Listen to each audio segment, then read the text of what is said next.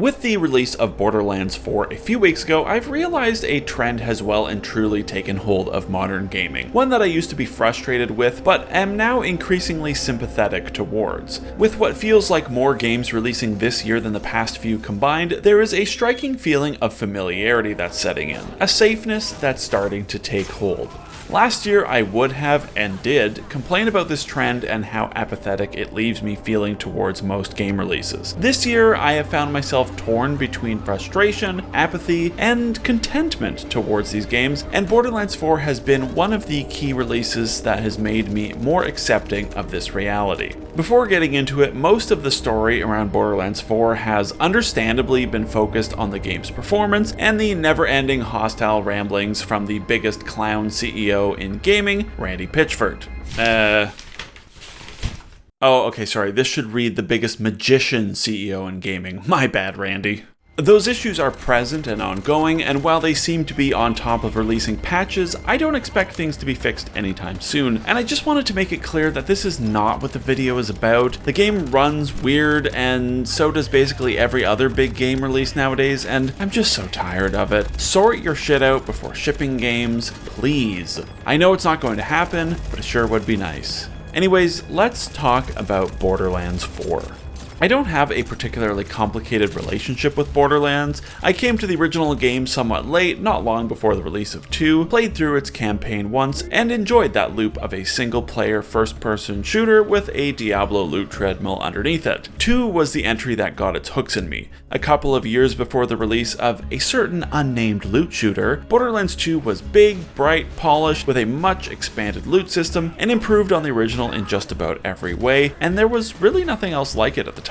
I played it ravenously on the PC and then ended up spending another substantial chunk of time with it in co-op mode on the good old Xbox 360 with Joe. It was a very, very fun time 13 years ago. But every subsequent entry in the Borderlands franchise has left me cold. The pre-sequel felt like too much too soon after the second game, and had an obnoxious oxygen management system that within a few hours made me put it down. Tales from the Borderlands, the original, I guess they made a sequel recently, no one told me, that ended up being the bright star of the franchise for the many years between the releases of Borderlands 2 and 3. With 3, I think it was the wrong time and wrong place for me with that game. It had been 7 years since 2 had released, and much had changed in that time, especially in the world of loot shooters. Was the main culprit, and it had dug its filthy claws into me and was satisfying that loot shooter itch. But more than anything, Borderlands 3 felt old and uninterested in trying anything new. And while I respect their desire to stick with what worked, and that they avoided the live service pitfall, the structure of 3 in combination with the grating tone of the writing and what felt like an out-of-tune loot loop at launch all combined to leave me exceptionally cold on that game. And now after playing Borderlands 4, it's clear to me that the directions they went with in 4 is where I wish they'd gone with in 3.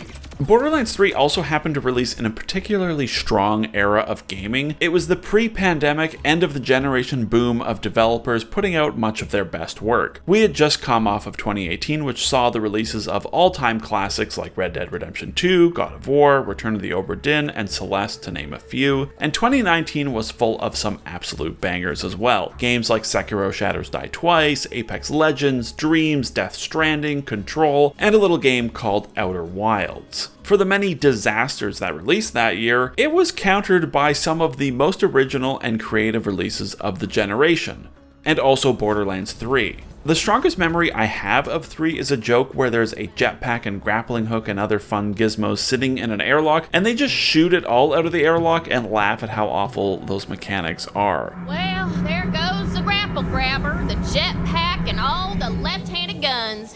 Guess it wasn't meant to be. That pretty much encompassed Borderlands 3. Flash forward to 2025 and the world has changed substantially, and finally Borderlands has decided to modernize to the standards of 2015. The grappling hook is in, double jumping is a thing, glide packs and ground pounds are all there, and most importantly, they've embraced the hot new thing, open worlds! Now look, I'm obviously being a bit mean and snarky here, and being the good Canadian that I am, I'll start trying to be nice again. I think Borderlands 4 is solid.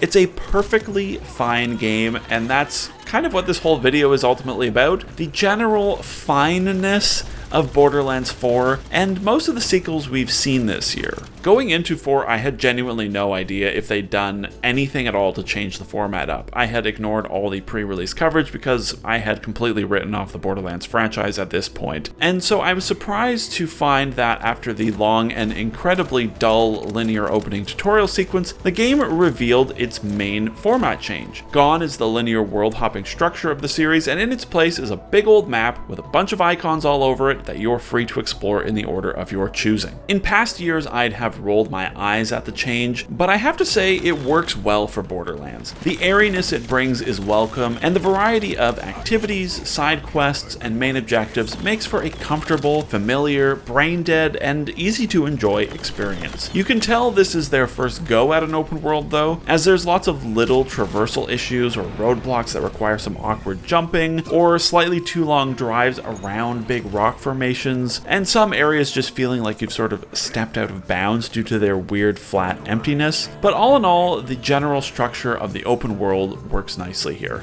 Side activities are solid, but some of them are severely lacking in rewards. In a game all about loot, there are a surprising number of activities that result in a simple upgrade currency that's just used to expand your inventory and ammo capacity. Ammo is an especially uninteresting thing to get points to put into, mainly due to the abundance of ammo spawning loot crates scattered absolutely everywhere. It's a bit disappointing to spend time doing a side activity only to be rewarded with a currency that, after upgrading my overall weapon inventory space, I pretty much felt like I had no need for it after the 6-hour mark. On the other hand though, wandering into the more interesting open world events in the form of stuff like boss fights or big bug-laden like meteor showers is cool. It feels like a logical progression for the series and brings it much closer to the things that once made great. There will always be a place in my heart for a more open, first-person, loot-driven shooter, and these events and the open world structure make the game feel like it's filling a relatively unique slot in the market. It's all helped by the fact that the combat is the best the series has seen. That nebulous feel of a good first-person shooter is present here, with the guns and new movement options making the game feel punchier than ever before. Enemies crunch and pop in some very satisfying ways, and I have to give special shout out to the absolutely excellent headshot sound effect. The new movement abilities of dashing and gliding and double jumping bring some welcome options to quickly getting around the chaotic battlefields, though the addition of the grappling hook is not as robust as I'd have hoped. You're limited to specifically placed grapple points and a somewhat clunky animation to use those points, so its versatility in combat is pretty limited. A version of this game where you can freely grapple around in combat, like it's, Titanfall, would have made me immensely happy. But even without that, this is still the best that Borderlands has ever felt, bar none. In response to the overwhelmingly negative reaction to the writing and tone of Borderlands 3, they've dialed things back here substantially on the writing front. The game is much more serious now, but still laden with those frequent awkward jokes that, basically like everything else the series has done in the story department, just don't land for me. I could probably write a whole bunch about the weird tonal clashes this game has, like in one quest a robot having an existential crisis, and in the next quest some thieves making mom gene jokes, but honestly the writing, story, and characters of Borderlands has always been the absolute least interesting aspect of the series for me. It's what made Tales from the Borderlands so shocking. There they managed to tell a compelling tale with fun humor and great characters in the Borderlands universe, but here it's like all the other mainline entries. I am left zoning out completely as I stand around like it's 2009, waiting for characters to finish talking before I can just get back to the thing I care about, which is playing the video game. On the co-op side of things, the game handles everything pretty seamlessly. Enemies scale individually to each player, progression is carried between hosts and guests, loot is all instanced. It's pretty much exactly what I wanted it to be, especially with the open world format, but with the one exception in that it doesn't handle network latency very well. Much like we had it all those years ago in 2012, when Joe and I play together, whoever isn't the host gets to deal with just enough lag to make everything feel a bit awful. It's a shame that after all these years, some games still haven't figured out how to handle the networking side of things. Most modern games, I would say, do manage the distance between Joe and I with ease, but every now and then a game like Borderlands 4 pops up and it takes us back to the Xbox 360 era of peer-to-peer latency. If you get the sense that I'm sort of just going through the motions with this review-ish segment of the video, then yeah, you're absolutely right, I am. Writing about this game is like playing the game. It's not particularly interesting. It's fun, don't get me wrong, I'm enjoying it. My brain can switch off and relax while I play it, and I will probably play the whole game through in small bursts over the next few months. And when it's all said and done, I expect I'll have had a completely adequate time with it. The problem is, this is how I feel about most games nowadays, from indie to AAA. If I end up sticking around with one of them, I just sort of poke at it until I've had my fill, and then I largely forget any of that time occurred. It's not because the games are bad, it's just that I've played them before. In this risk-averse, highly volatile era for gaming, developers of games big and small have now settled into making games they know how to make, and I'm sympathetic to that decision. As much as I wish we were drowning in new games that were unlike anything I'd ever played before, most people want known quantities that bring good value and reliability, and 2025 has been the year of the safe, solid sequel. Split Fiction is more It Takes Two. Doom: The Dark Ages is more Doom. Death Stranding 2 is more Death Stranding. Silksong is more Hollow Knight, but way harder. Hades 2 is more Hades. Borderlands 4 is more Borderlands. What I imagine has happened is that developers, when faced with the uncertainty of the world and greenlighting new projects in the late pandemic era of 2021, very understandably chose to iterate on what they knew how to make and what they knew players wanted. The era of risky new IPs is diminishing with every passing day, as prices rise for everything and studios face cuts and layoffs like never before. Historically, I'd have lamented this stagnation, and let's be honest, I do. It's still a huge bummer to watch sequel after sequel come out. But over the course of this year in particular, I've started to find myself enjoying that familiarity on a simpler level. These studios still exist and are doing amazing work, and I'm trying more than ever to just find pleasure in the qualities of these familiar experiences. Am I glad that Hazelight iterated on their massive hit of It Takes Two and made pretty much the exact same game again, but with all new locations and gimmicks? Sure, yeah. Would I have preferred a totally new interpretation of their weird obsession with co-op gaming? Definitely. But at the same time, I am glad that Split Fiction exists, and that we get to do dumb stuff in it, like turn into magical pigs, roll around and shit, and then get turned into delicious sausages. Yay, I'm a pig, Yeah. hold the fart! What the fuck am I? Look at me! Now we're gaming, dude. Game of the year! Farting pig! Oh! Oh! I blew his house down with farts. Oh my god! Oh! Oh no! Are we gonna be sausages? Yeah! Sausages! Hell yeah! Would I have preferred if id Software explored and revitalized one of their other properties instead of making a third Doom game? Yeah, bring Quake back. Or let Machine Games make their third Wolfenstein game already, for God's sake, please! But did I enjoy ripping and tearing in the Dark Ages? Yeah, 100%. That game fucking rules. It's so good, and after those first few levels that take a while to get going, every subsequent level in that game just gets better and better.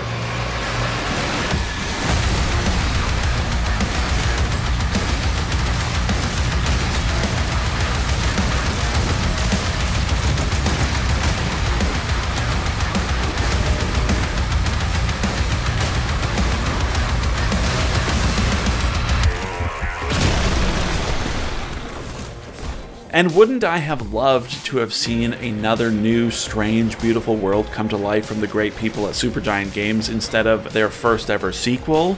Yes, desperately yes. But am I still ravenously consuming Hades 2 and enchanted by all the changes, the new locations, the new music, the characters, and the fun mystery of what the next run will bring? Absolutely, and it's unequivocally their best made game.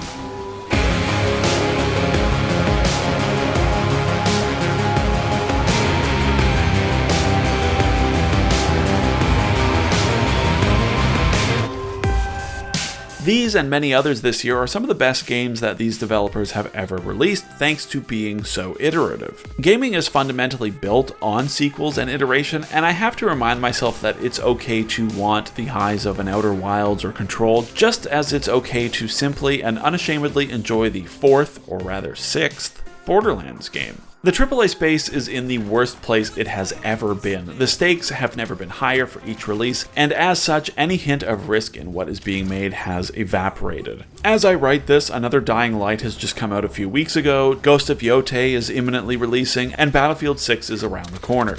I know what these games are, and I know exactly what I'm going to experience if I choose to play them, because I have played them once or twice or a half dozen times before. It simply becomes a question of what I like to scratch whatever itch this offers a solution to. In many cases, for me, the answer is no, but on occasion, it will be yes. In the case of Borderlands, it's filled the void left behind by the slow and sad collapse of death, and is giving me an ever so slightly refreshed take on the good old loot treadmill experience. It's the most I've enjoyed a Borderlands game in well over a decade, and even though I feel very little while playing it, I think I'm okay with that.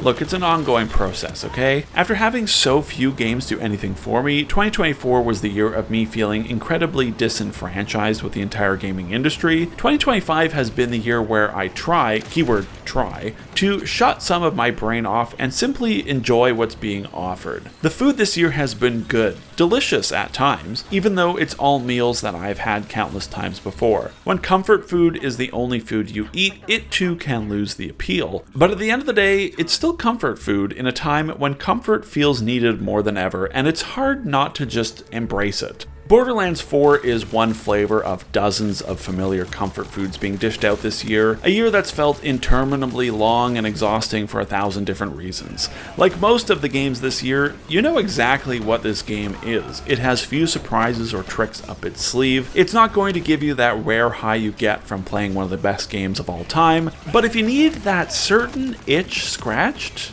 yeah, it'll do the job.